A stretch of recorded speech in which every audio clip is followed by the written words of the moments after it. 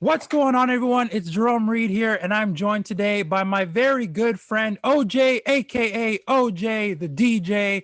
He is the senior admissions counselor at Tyndale University. Shout out to Tyndale. He's also a huge fan of anime, a man of God, and of course, one of the greatest DJs I know. Oje, thank you so much, bro, for being a guest on the show today. It's truly an honor. Oh man, thank you. I appreciate it. I appreciate it. You soften me up real nice, man. You made me feel real good. Of course, man. So for the people that don't know, first question is, where are you from and what does a day in the life of Oje look like? Okay, so that's slightly complicated. So I'm technically American and technically Canadian and technically Nigerian. So I was born in America. I moved here when I was pretty young, but a lot of my family's still in America. And I live in Brampton, Ontario, Canada, the greatest city in the world if you want high car insurance rates. And then beyond that, my background is Nigerian, so my family's all Nigerian. And what is the day in the life of Oje? Now it's a little bit different. Before, I used to pre the blip and Avengers, for whatever you want to call the pandemic, I would be outside 24/7, meeting with different churches, DJing, high schools, universities, events, festivals, stuff like that. And then also with my job at the university, I'm meeting with pastors, meeting with students at high schools and things like that. So a lot of traveling, a lot of traveling. Now I'm doing a whole bunch of traveling right here in the studio. You know what I mean? No, I'm 24/7 inside. Which has been a really different. So typically my day sets up as if I'm working at university, I wake up, work from that 9 to 5. I know right after that ends, I am literally the hour of the clock, posting TikToks, Instagram, DJing on TikTok live. Wow. With my brothers and everything. So that's typically our day. Prayer, obviously, family, trying to catch up with friends here and there. That's dope, man. That's the life. I love it. Now, because you got a lot going on, and people don't know that there's a lot about you, and we'll get to a few of those elements of you throughout this interview. But the first one is, why did you want to become a DJ, and how did that start in your life? Wow. Two of my close friends were DJs, so I used to always go around with them. They used to DJ in a lot of clubs in downtown Toronto.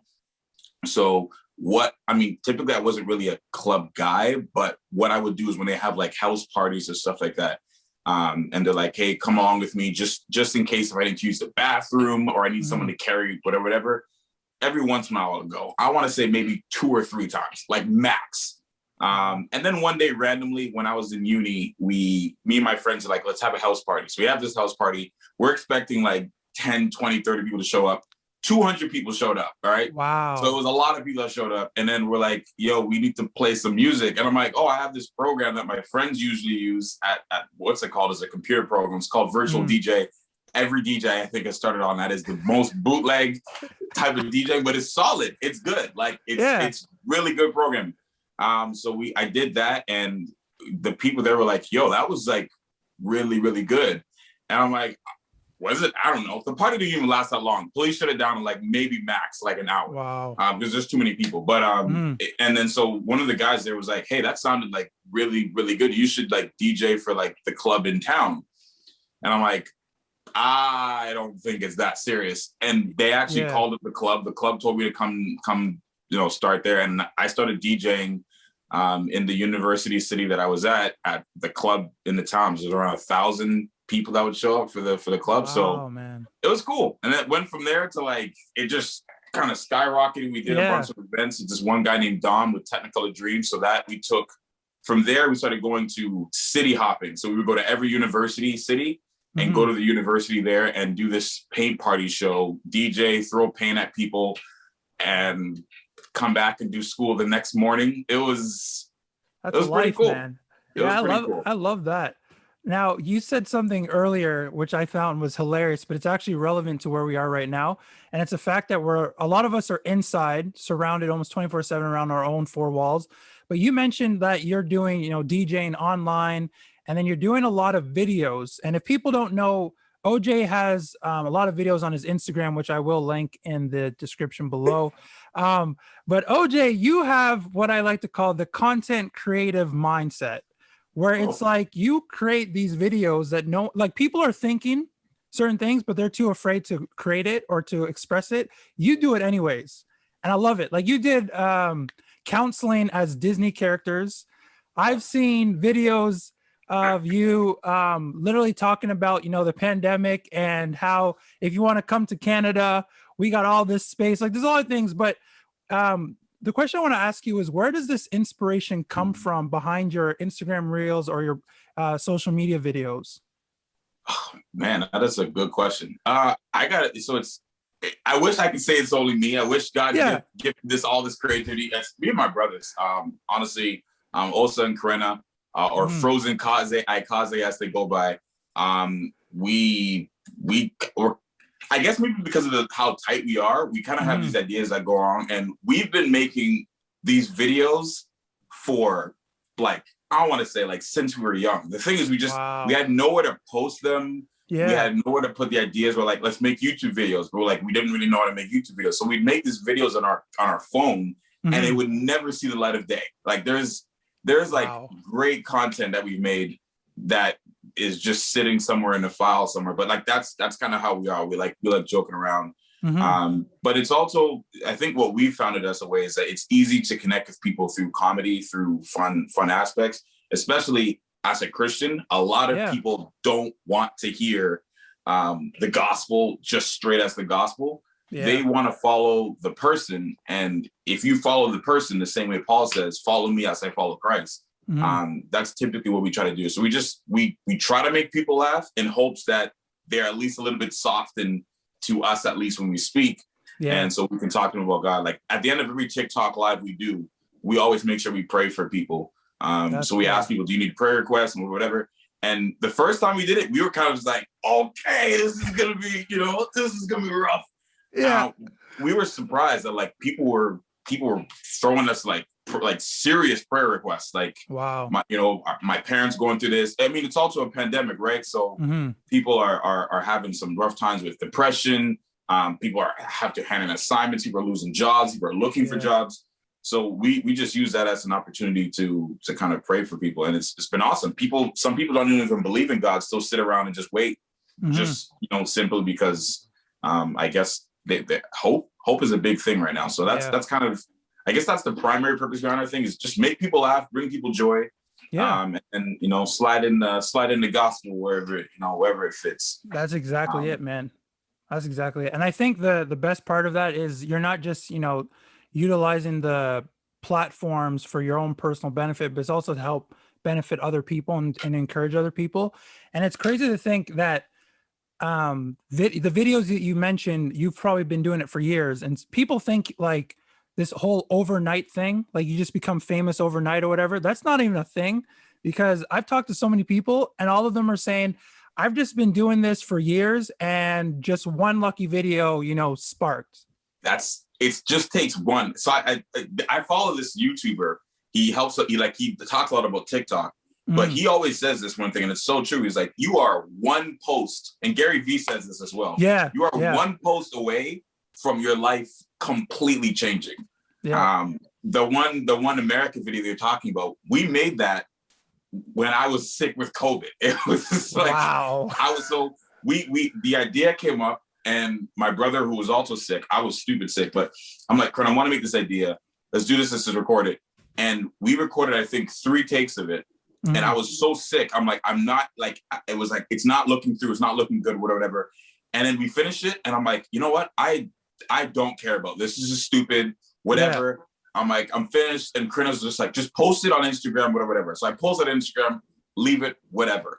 Yeah. And then Krina's like, post it on TikTok. I'm like, fine, whatever. I post it on TikTok. We go downstairs. We do a quick workout stretch just to kind of release our body because we're feeling sick. I look at the phone. This thing is at it was maybe, bro, I mean maybe 10 minutes. Oh, it's at 6,000 views. I'm like, what does that mean? It was I was so confused. So, and that's not even we went sub-viral, but there's some people that have posted a video about, I don't know, whatever it may be. And then the next week they're on a completely different stage. So yeah, you know, you can only thank God for what you do, but a lot of it is just being what do you call it? Continuous. That's not the word I'm talking about. Consistent.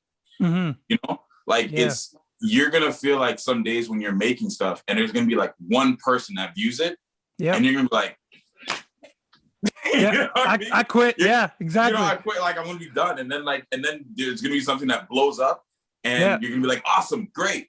And something I heard from someone that like they put out a lot of great content, but they said it's not like getting something to go viral isn't the problem. It's to make something else that is on that equal platform later. Yeah, that is the hard issue, right? Because when you make something that blows, your thought is now, okay, how do I make another one blow? And if it doesn't, you look at yourself like, man, like I'm trash. You know what I mean? Like, yeah, it's true. A lot of it is mental, bro. Like, if I can give any encouragement to people out there, it's just be consistent and love what you're doing. Like, you know, it's if you don't like what you're doing, do something else. It doesn't have to be specifically that. So I like that, man. I like that a lot. I don't know if that even answered your question, bro. Oh no, you totally did. Honestly, you totally did. And I think even the encouragement at the end just helps so much people know, because a lot of people, they want to figure out what's that secret sauce to getting famous or making it work. And it's just consistency with anything. Your health, your habits, to be a better person. It's just, you got to be consistent. And thankful, super thankful. Yeah. Like I mean, it's great to post something that goes viral and everything, but like, it's like, it's there today, tomorrow it'll be gone. Like, be thankful for what you have at the current moment, because like there's people that were huge on Vine, and Vine doesn't exist anymore. You know what I mean? So it's like you gotta pivot, and you gotta be thankful, and you gotta be prayerful, and always about it, I think, is in my opinion. Totally, man. Now there's a misconception going on with, you know, being a DJ. Some people, and it's not to harm anyone or you know, say anything bad about other people that do this, but some people think being a DJ is just putting together a playlist on Spotify, and they pull up to a wedding or a party and they press play, and you know, they think they're a DJ and they're doing their thing. What would you say? For one, I guess it's a two-part. Why do you think people think that's what a DJ is? And two, what is the art actually behind a DJ? Oh man, I gotta put on my what is it? The Elmo hood? The was it Sesame Street where they had the dark shade hood? I can't remember what it was. So there's some good things. Like I think it's awesome that a lot of people are getting into it now. I've met a couple younger people while DJing at like youth conferences, and like, oh, I'm a DJ. I'm like, oh, that's awesome. And like these guys are like DJs. Like there's like DJ and DJ Mix. This kid is like 18. This guy's like 37,000 followers on his YouTube. And I'm like, wow. It's just like, it's cool that it's getting out there. Now, in terms of how difficult it is, it's not just press play. Like I wish whenever I get people ask me to come do their wedding, like this and this, and they give the price. Which is a whole nother conversation about price. Right. But people really believe that you're just coming there, you have these songs magically, you know, in your brain, and you press play. I've had some terrible, I used to never do weddings actually, just because of this reason. Yeah. Because it's super freaky. If you think about it, you are playing a song for someone that they're going to remember for the rest of their life. And everyone there is just, all you need to do is press play. Very simple. Yeah. But if you're like me and I've messed up once really, really badly. This person asked me to play a song. I downloaded the song.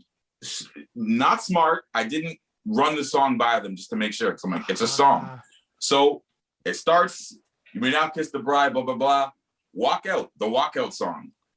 I press play. The song plays. The bride and groom look at me. And I'm like, is there no sound? What's happening?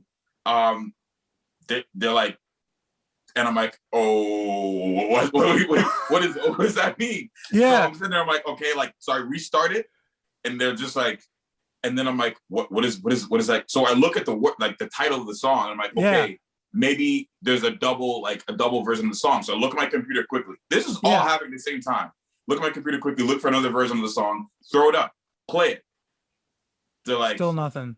And then the guy's just like, well, and they just walk down, but like everyone everyone's just looking at me like, you know what I mean? So and it was simply, it was a different version of the song that they wanted, and I was playing a different version. So like those simple things about weddings are huge, make it very, very difficult. But the other aspect, like, you're on pins and needles the entire time you're DJing. You have to make sure the sound doesn't go out. You have to make sure you're hitting requests properly. You got to make sure you're not playing songs that other people don't like. I've done a wedding and I played a Spanish song. I did not know what the words meant, but the grandmother was glaring at me, and I'm like, I'm just playing the song that your daughter requested for. But like, it was like, there's so many things that are involved in it, but it is a ton of fun. I think the best part is you get to meet a lot of people. I'm 99% extrovert. I love meeting people. So my encouragement to you is, if you enjoy it, download Virtual DJ, like I was talking about. You get it on your computer and just mash around with a couple songs, and it's really fun. It's really, really, really fun. I mean, I never thought I could use it in a church context. Shouts out to Calvin Forbes, Pastor Calvin. That's right. He's the first person to get me into a church to DJ. But yeah. Now, what would you say, or where would you say have been, like 2 amazing places you ever DJ'd around the world? Or have you just done North America? I've hit about 8 countries now. Wow. The ones I'm trying to think of, the one there's I'll give 3 moments. There's one moment that was really cool. It technically wasn't even DJing, but it was just fun to do it. I had a mobile DJ thing, and it really messed up. We went on a cruise ship, and then the cruise landed, but I have to go to work at the university the next 2 days to there, so I couldn't finish the cruise. So I jumped off the cruise ship, went to a local airport, and flew from that airport, I don't know, it was Turks and Caicos or something, to another place, saw Drake's airplane, which is really cool, landed at that air spot, and then they gave us this small private plane. Yeah. And we flew on this, and bro, I'm like, yo, I feel like I'm on I'm a billionaire flying this plane. So I'm like, yo, wouldn't it be cool if I just DJ'd on this plane for the people there? And I'm like, yo, why don't I just do that? So I just DJ'd on the plane. And it was fun. It was cool. It wasn't for a huge audience or something. It was just a cool thing to say I did. Yeah. And I'd say the other one of my boys, AJ Magman, he's a famous dancer. And he has a couple people that went on World of Dance. He's put a couple people through there, and he's like, yo, do you you're in Vancouver right now? I just happen to be there. He's like, do you want to DJ for World of Dance? And I'm like, yes. Yeah, of course. So yeah, that was I think those are 2 cool moments. And another moments, I think, just anytime I get to meet someone like someone younger, that's one of my prime things is be the older version of who you needed as a kid. Yeah. Whenever I'm able to really impact someone on the road while DJing and stuff like that, that's a lot of fun. So Youth Quake in Saskatchewan, shout out to the Briarcrest, that was really cool because I got to DJ for KB and 1K Few. That's sick. KB, I know we both have the same. KB is my same here, man. When I met him, I was just like, if I could just grab your, can I grab a picture with you? I'm like, yeah, sure. And I'm sitting there, and I'm like, you know what I mean? I know what you mean, man. Oh man. So you've met him before. I was super jealous of you. Super jealous of you. My bad. Super jealous of you. So when I finally met him, I'm like, man, this is awesome. So but yeah, youth conferences have been awesome. Yeah, man, it was your time to shine. That was the moment. Oh boy, that was the moment. So I got the privilege of actually being in one of your seminars. So for people that don't know, Oje does seminars sometimes. He goes around talking about specifically music and how it affects our lives on the daily, especially as Christians. What would you say, Oje, has been something helpful for you when it comes to searching for songs or searching for music that isn't all about, the cultural hype, if you will, but actually has a positive effect? Bro, of all the questions you have, this one's definitely the hardest.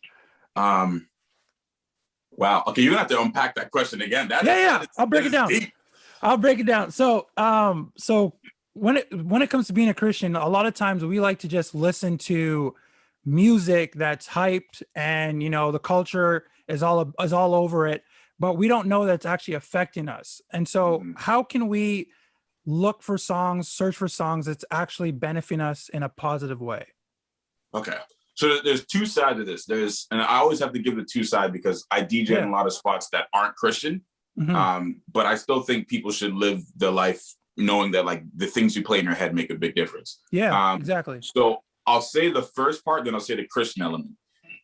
From the non-Christian, secular, whatever you want to call it, perspective, any song you play has an impact on you. It's just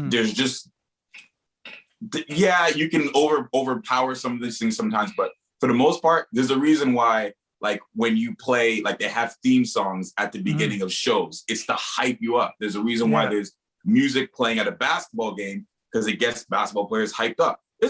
Speaking of weddings, there's a reason why like they play songs. You have a song you play because it's like it's part of all that. I would even say music may impact people more than movies do. I've been trying to figure out like which one is more impactful, but it's music is pretty crazy. Like just I think they were saying on an average daily, you listen to music like I can't remember what the percentage was, but it's a ridiculous amount. Even if you're sitting in your house, you still listen to music. If you're on social media, completely.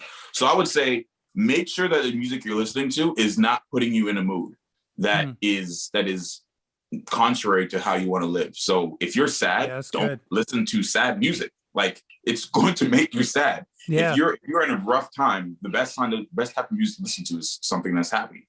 If you want to get some work done, maybe it's best, like some studying or whatever, listen to some peaceful music like jazz or what do you call it? Like some sort of piano music. So classical. So there's all these different things you can do to change your mood up. I would say that's from the secular point of view. But the major thing is the artists you listen to, some of them aren't even playing their music for their kids, right? There's been a lot of speculation about a lot of talks about that. Like people like artists not playing their songs for their kids. It's like, just think about that. Like there's, I think there was one more I was thinking about. Everyone knows Beyonce. Yeah. But like at one point in one of her songs, I'm like, Beyonce is talking about the life of a single person. I'm like, Beyonce is married. Like, you know what I mean? Like, so like the music she's making isn't even necessarily for herself. So you just got to think about what you're taking in. It's the same thing with your eyes when you take in. Same thing with your ears. So make sure like you are at least balancing yourself out. Or on the Christian side, completely different spectrum. You really, really, really have to listen to what you're listening to. I mean, worship music. I mean, especially non-Christian music. But you gotta take in. I would say if you can't play it in front of a friend that you look up to without like squinting and being like, next song, do what you do. You know what I mean? I remember I used to have this one song. I can't remember who it was by, but the song says, "Want to be a baller, shot caller, 20-inch blades on the Impala." The first car I got. Do you want to know what car it was? An Impala. Wow. Do you want to know what rims I put on it? 20-inch blades. So like this is old. A song I heard in my cousin's car, like when I was younger. But like that song was just like in my head. I was like, yo, this is success, right? Yeah. So you really got to take that in as a Christian and be like, what is the music I'm listening to in the world? Is it driving me towards God? And if it's not driving me towards God, is it driving me the opposite way? Now I'm not saying you can't listen to Blues Clues. I'm making ridiculous statements. Backyardigans or like songs that aren't like they have no mention of God, but they're okay. It's fine. I think it's fine to listen to regular music, but if it's steering you in the opposite direction of who God is, you got to take a thought for yourself and say like, is this good for me, right? Yeah. So that's a long. I don't know how, bro. I can go forever about this. So no, that's good. No, that's good, man. I love that. And it actually ties into my next question because on social media, you also not only do you post, funny videos or content that inspires, but you like to ask questions. And sometimes you want to know what people are going through. You have a speculation or a thought and you post it to see what other people think. What would you say to someone who might be saying to you, hey, OJ, how do I stay confident in who I am?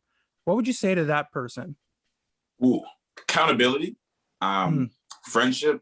If you have great parents, I happen to have great parents, mom and dad are awesome. Family is a big thing.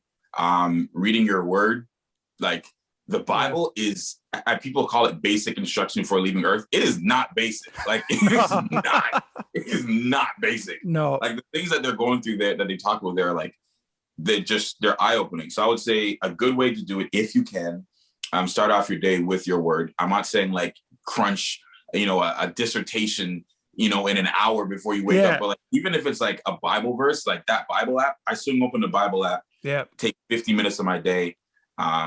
That is really helpful to get the encouragement you need through your day. Because you are going to walk out your door in your pajamas, probably into your next room because we're all in pandemic, whatever. That's right. You're going to walk into, like, you're going to flip open your phone, and everything on your phone and that's going to come to you is telling you the opposite of who you are and who you're called to be. So if you don't set up yourself like early, you are going to get knocked down quick. So it's one of those things. I think if you can start off 5 minutes, even if it's in the shower or whatever it is, just play audio of just like, everyone's talking about like affirmations now or whatever. The Bible is full of affirmations. Just 100. who God is saying you are. So I would definitely say that. And the other thing is friends. Friends are great to tell you, hey, you are doing something stupid right now. You need to stop that. Or the opposite of saying like, hey, you know what? You're looking down on yourself, but you are actually doing really well. Like, keep pushing, keep doing this. Both are really important. And I this is often on the tangent, but I think we've lost a large part of the earlier part of like, don't do this. This is stupid, because people are kind of in fear of what, other people will think. But your friends should be calling you out consistently, because no one else will. Like, everyone else is just going to look at you and post you on the gram. Like, that's right. What you're doing, right? So at least get it from your friends early, or what everyone's claiming as haters. Like, get it from your friends. Get that early. So I would say those are great ways to encourage yourself and to bring confidence up, and then talk to yourself. Like, have actual conversations of being like, I am going to get this done. I'm going to do this. I'm better than this. Like, you need to talk to yourself, say good things about yourself, because like I said, everything else is telling you the opposite, right? So. Exactly. I think, OJ, you hit it right there, because even for myself, sometimes I'll be in a situation where I have to meet with someone, do an interview, or, step on a stage and preach, or whatever it looks like. And, people are going to figure out my secret now, but I go to the bathroom right before, and I look myself in the mirror, and I have to like literally say, Jerome, you got this. God brought you here for like, I have to hype myself up, because like you said, if I don't do it, I'm going to be looking around and no one's going to do it for me all the time. So I have to literally look myself in the mirror and say, all right, you got this, you got here for a reason. So go out there, do what you got to do. And whatever happens, that's what it was supposed to be like. I know we're interviewing me right now, but I see this is a very true point you brought up. Is that aspect of being a pastor, I think is wild, because you are called to be on 24/7. Like, you got to preach you got to preach on, you got to walk off stage and still be on, you got to get home, answer phone calls on. How do you deal with how do you deal with the after effects of like when you get off the stage and everything? I think you definitely have to set up boundaries, for one. So I know sometimes whenever I get in a position where I have to preach or have to speak, I literally just have to, for a day, not do anything else but prepare and focus. And then the moment that the day comes for me to speak or to share, I'm on the whole time. But when it's over, I go home and I crash. Yes. Like people think, oh, you're only speaking for 20 minutes. It's not that big, but you're on the whole time. And then you get home and it's like you played a whole basketball game for, the full 4 quarters, and you're like completely exhausted. But you literally have to be, like you were saying earlier, be in the word to keep your mind in check. Before you get there, like, make sure your mind is in check. And even if you slip up, acknowledge it and don't let it, pass on for days on end, because then you're going to find yourself in a worse place. But there's times like you just need to keep your mind on check, make sure you get your rest, and then know that God's going to be there with you. Because rest, I think, is key. People just try to be on the whole time, but you got to stop and sleep. You got to stop and sleep at some point, man. You have to. That is my problem. And I think something you mentioned is when you get home to unplug. Yeah.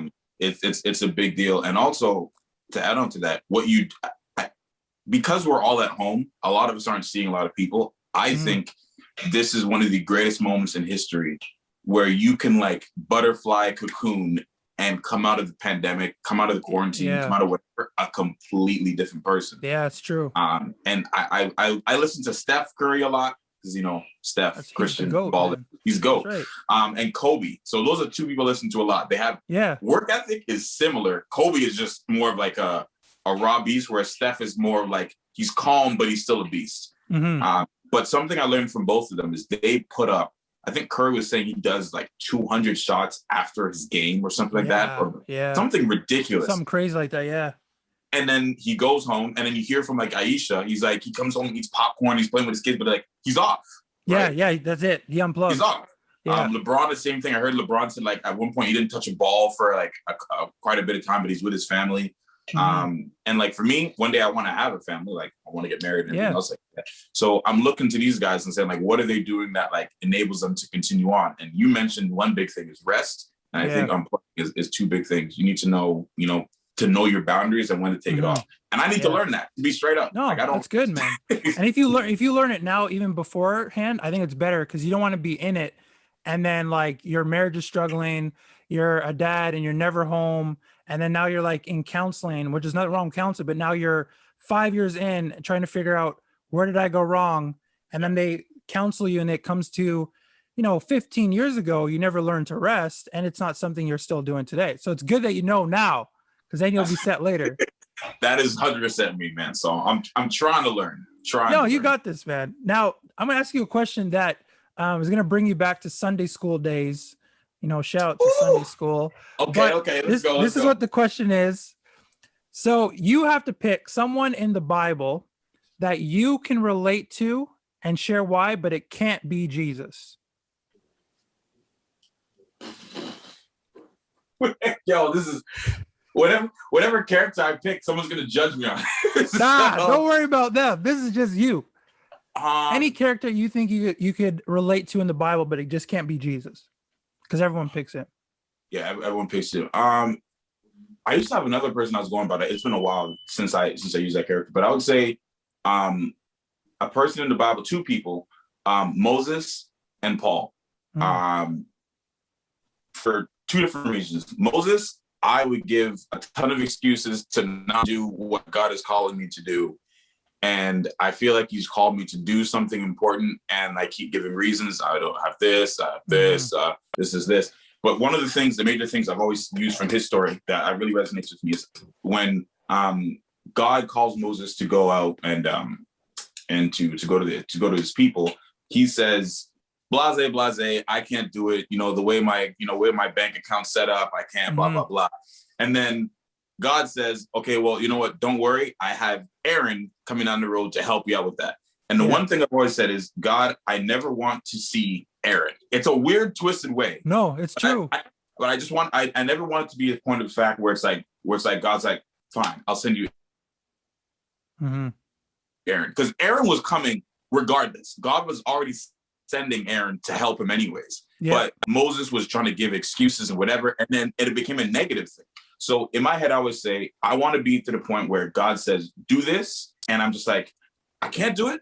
I don't know how to do it, but I'm trusting that you know how it's going to work out. Yeah. And then there's still an Aaron coming, but the Aaron isn't in a bad way. I don't know if that makes any sense. No, that makes total sense, man. I get that. And then Paul just simply because like he had this really major experience and he kind of went the ulterior way of what Peter was doing, and just went to people that don't really get a lot of people coming to. He went to that direction, and he's really straightforward. I tried to be like him a lot. I think he had a lot of grace, and he was super humble.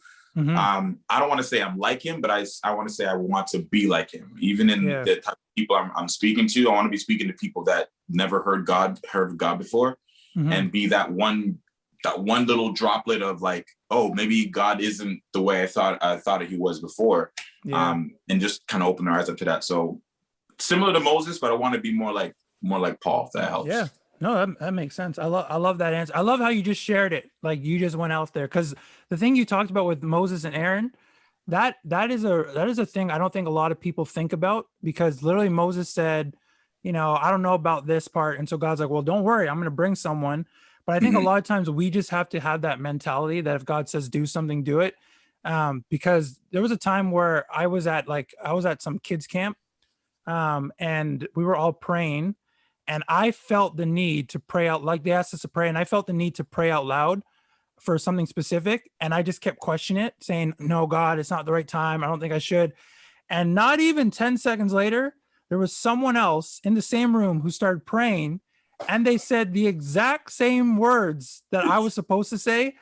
And I realized in that moment, okay, I got to realize if God says do something, he will go pick someone else if I take too long to react. Coach put me in. Like, it's like if you think of like a bench basketball, everything is basketball. But like if you think of a basketball and it's just like, all right, time to go in, time to go play, and you're like, I don't know, coach, I've been really working on it. It's like, all right, bet, next person. Like, they don't have time, So it's I bet you felt terrible. Like, oh, hands down. I felt like, oh man, I wasted an opportunity. God could have used me in a cool way. And oh yeah. So now it sucks. It sucks. But the other encouragement is like, there's always another opportunity. Oh, it's true. Yeah, that's true. There's always another thing. But I just say, don't let it pass. What is it? Esther and Mordecai. Mm-hmm. Is it Esther and Mordecai? Where Mordecai says you were called, maybe you were called for such a time as this. Yeah. But he's like, if you don't, that will be know what I mean? Yeah, it's a wrap. There'll be another. Like, don't feel too pretty. After you're up here, with the king and everything, you feel nice. You're stunning on the gram and TikTok. But there'll be a trend next week, and if you don't do it now, Yeah, it's true. Last question, OJ, and then we'll come to close. But this has been obviously an amazing conversation. I just want to take a pause to say you got so much incredible insight, not just because I'm not just saying this because we're friends or anything, but the stuff that you have to say, I think people just need to hear and listen. So I'm so glad that you're able to be a part of this show and to be a guest. So I just wanted to honor you for that. Hey man, I appreciate it. I appreciate the fact you even brought me. Like, I've seen the names you brought up. Don't worry about that. You got banger after banger after banger. I'm happy to after banger. I wouldn't give myself that hype, but I'm happy to be amongst some awesome people you're interviewing, and I'm happy you're doing this. Like, oh, thanks, man. I'm super happy you're just like, this is something I want to do. This is something I feel called to do, and I'm just gonna do it. I've been watching it since there was one guy in the backyard with a playground set. I can't remember who that guy was. I've been watching since then. So honestly, I like with every person I've had, they all say the same thing. We're just ordinary people. And so listen, that's where you're at, but God's doing extraordinary things. That's the bonus. Oh, thanks, that's the bonus side. I mean, that's all to God. Oh, of course, man. This last question is one that I like to bring in sometimes, and it's about mental health. What would you say with everything, that we've talked about, with what's been going on in the world? How do you keep your mental health focused on what God has called you to do or what God has placed in your life? Wow, that's a good question. That's another pausing one. I have friends like you. We're in a group together. We're calling ourselves, so we have a little chat group. That's right. But I think some of the coolest elements of that chat group, which we don't even understand, is there's three parts of it. There's people that are running the same speed as you. Mm-hmm. There's people that are running way faster than you. And there's people that are behind you that aren't able to catch up. And the great, I think, aspect of life is that you need all three of those areas in your life. Friends of all that. You need people that you're helping out, be like, hey, you can do it. I'm doing it. I'm going to help you do it. Right. Mm-hmm. You need people that you're running next to and saying like, yeah, we're doing a good job.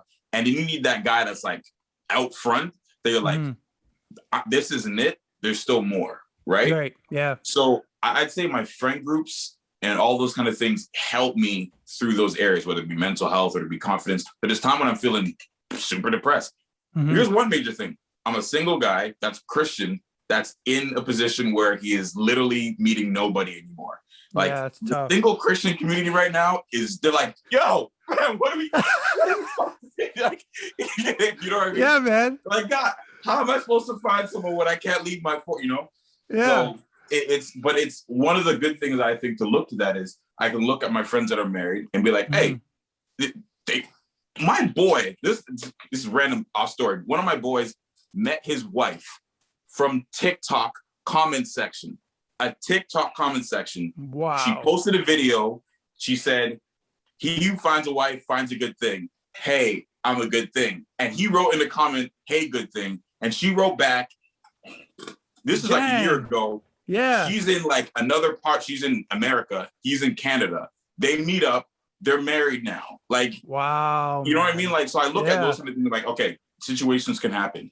I'm going through a rough time, but maybe with work, or maybe just, you know, encouraging myself. And you see someone else that you talked to a week before that was saying, I was having such a hard time. You know, my parents passed away, or I lost my job, and they're still going.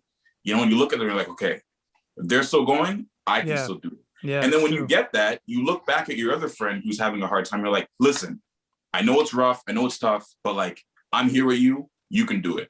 So, I mean, I don't know a whole lot about mental. I might even pretend like I understand a lot about mental health. And there's people there that do. And I think people should go for counseling, whether they have problems or not. Like it's good to do.